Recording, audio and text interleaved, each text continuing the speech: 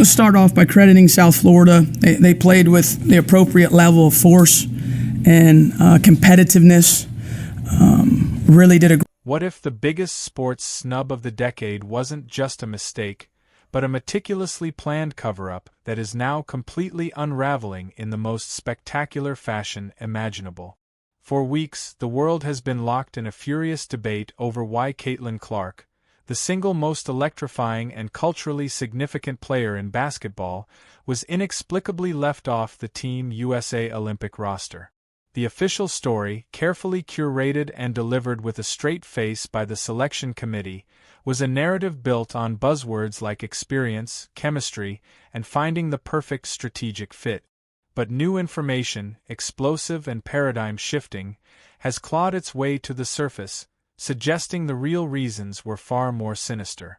A cocktail of pure jealousy, corporate greed, and a deep-seated fear of a new queen taking the throne. This isn't just a story about a roster spot anymore. It's a story about how a humiliating under-the-radar performance in a forgotten gym forced the team's coach into a shocking private apology that has now rewritten the future of the entire sport. The narrative they sold the public was deceptively simple and, in their insulated world, completely justifiable. The selection committee, fronted by head coach Cheryl Reeve, insisted that their decision was a product of cold, hard logic. They claimed they needed a roster of seasoned veterans, a unit of players who had bled for the program for years, who understood the unique pressures of the international game and the complexities of FIA rules. They pointed almost condescendingly to Clark's supposed defensive vulnerabilities and her youth, by framing the decision as a painful but necessary sacrifice for the greater good of securing a gold medal.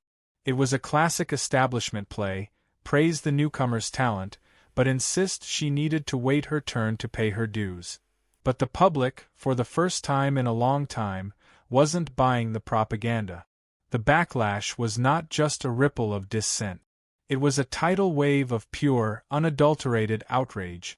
From the highest-paid analysts on ESPN's morning shows to casual fans firing off furious messages on social media, the consensus was deafeningly clear.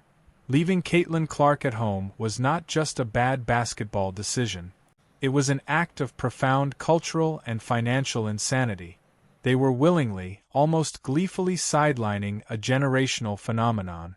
A player who was single-handedly driving viewership, ticket sales, and mainstream interest in women's basketball to levels previously thought impossible. The excuses felt hollow, like a thin veil draped over a much uglier truth.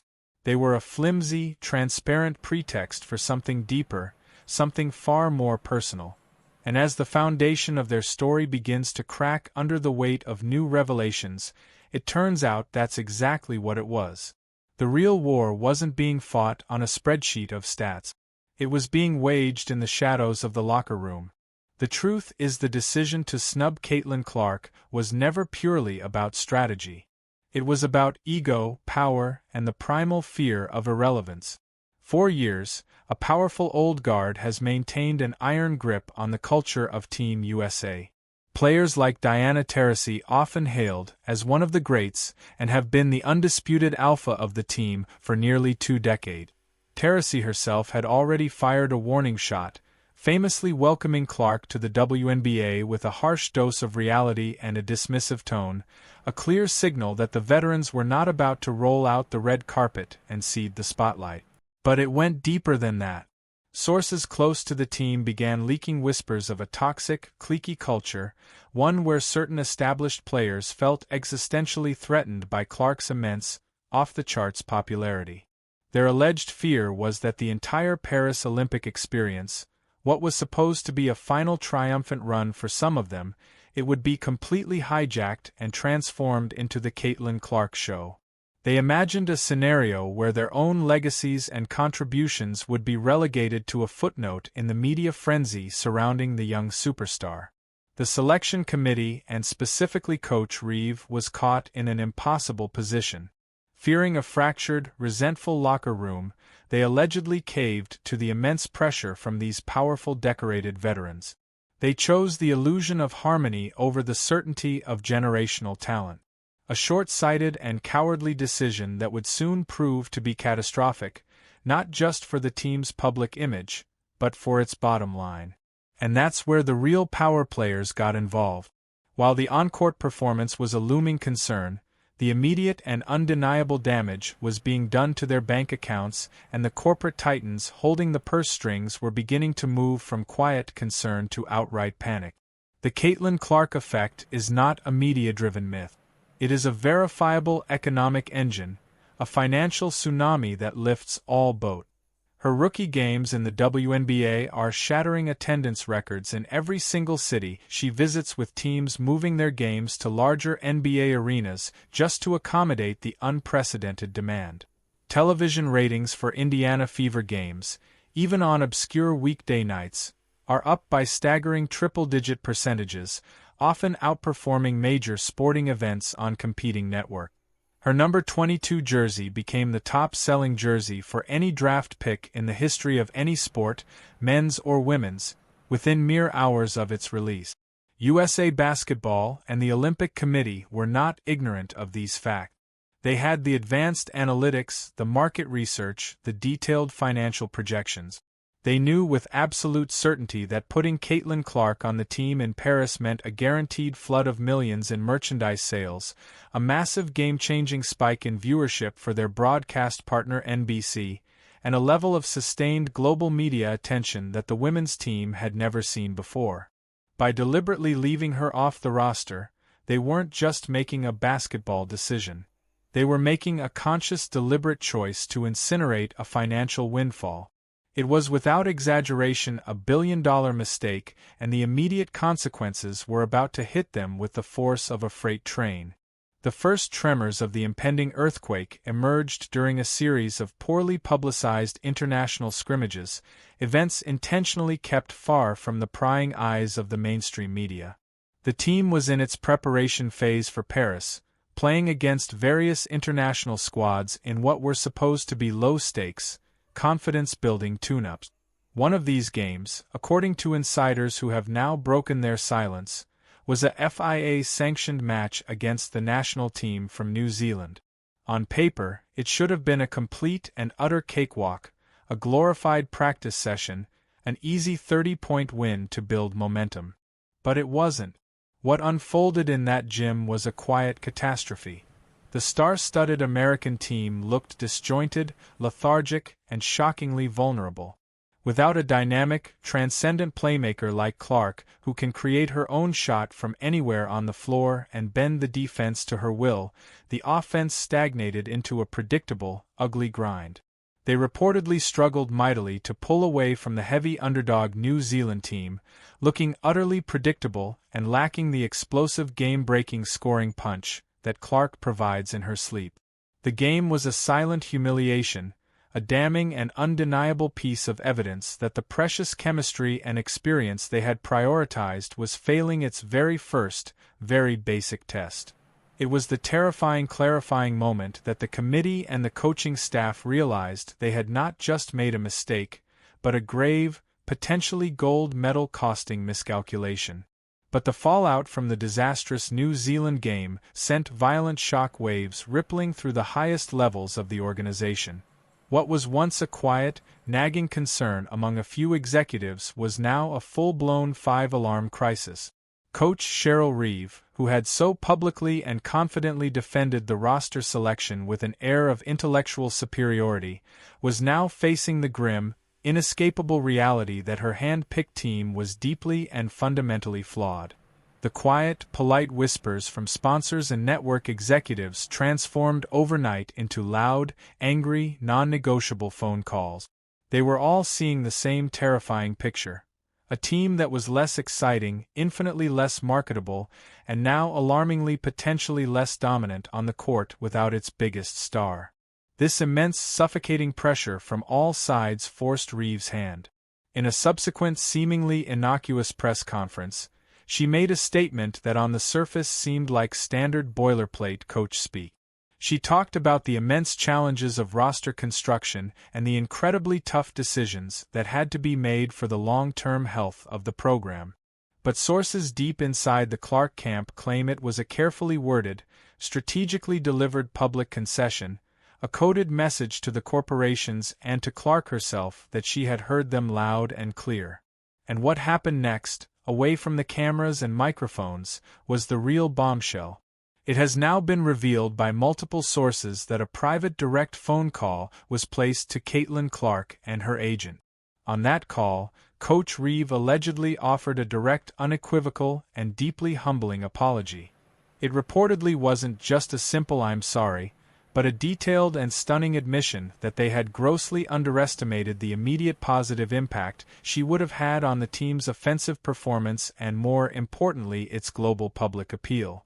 It was a desperate, almost panicked move to mend the bridge they had so carelessly and arrogantly burned, a calculated attempt to ensure that the future face of their sport would even be willing to wear the red, white, and blue for Team USA in the future. The apology was a stunning full-scale reversal driven not by sportsmanship, but by the cold, hard, terrifying truth that they needed her infinitely more than she would ever need them. This desperate act of contrition wasn't just Coach Reeve acting alone out of a newfound sense of guilt. The directive to make amends, to smooth things over at all costs, came from the very top, from the shadowy figures in boardrooms who truly control the levers of American sports. Powerful globe-spanning entities like Nike, which has a massive 9-figure multi-year signature shoe deal with Caitlin Clark, were reportedly beyond furious. They had meticulously planned their entire global Olympic marketing campaign around her ascendant stardom, only to see their prized asset unceremoniously benched by the very organization they also sponsor. It was a potential civil war within the brand. Broadcasters like NBC, who paid billions of dollars for the exclusive Olympic rights, were staring down the barrel of a potential ratings disaster for the women's basketball games. They needed a marquee star, a compelling narrative to anchor their coverage, and the committee had just willingly handed them a far less interesting product. The U.S. Olympic and Paralympic Committee itself, the powerful governing body, recognized the catastrophic public relations failure. They saw a story that was spiraling out of their control, painting them and their selection process as out of touch, petty, and foolish. The order came down from on high: fix this and fix it now. The private apology wasn't about making things right with a slighted player. It was about corporate damage control on a global scale. It was a calculated business decision orchestrated by the corporate giants who suddenly and terrifyingly realized that the Caitlin Clark brand was now more powerful, more influential, and more valuable than the entire Team USA machine itself. And in that singular moment when the entire power dynamic of women's basketball shifted on its axis forever, the very snub that was designed to humble her, followed by the team's humiliating performance and the subsequent secret groveling apology, has inadvertently bestowed upon Caitlin Clark a level of power and leverage that no female basketball player in history has ever wielded. She is no longer just a talented rookie hoping to get an invitation to make the team. She is now the undisputed, inevitable future. The foundational player around whom the entire national program must now be built. The committee's pathetic attempt to put her in her place has backfired in the most spectacular way imaginable. They have now proven to the entire world that the team is demonstrably weaker and less effective without her. They have proven that the sport's financial health and mainstream relevance is now inextricably tied to her presence on the court. When the time comes for the 2028 Olympics in Los Angeles, there will be no committee debates, no closed-door meetings, no veteran whispers about chemistry. Caitlin Clark won't just be on the team. She will be the team. She and her camp will be in a position to dictate terms, to have a significant say in coaching decisions, and to ensure the roster is constructed to maximize her generational strength. They tried to delay her coronation, but all their scheming and politics did was make her eventual crown that much heavier and more brilliant. So, what began as a story of shocking disrespect has now transformed into an epic tale of absolute power and ultimate vindication. The decision to leave Caitlin Clark off the 2024 Olympic team was meant to be a harsh lesson in humility, a stark reminder that the old guard and the establishment still ran the show. Instead, it exposed that very establishment as weak, fearful, and utterly dependent on the very transcendent star they tried so desperately to cast aside. The forced secret apology wasn't an end to this saga. It was the explosive beginning of a brand new era. It's an era where Caitlin Clark doesn't need to ask for a seat at the table because she owns the damn table, the chairs, and the entire building. Did Team USA's catastrophic, ego-driven mistake accidentally create the most powerful and influential player the sport has ever and will ever see? All the evidence now suggests that the answer is an undeniable and resounding yes.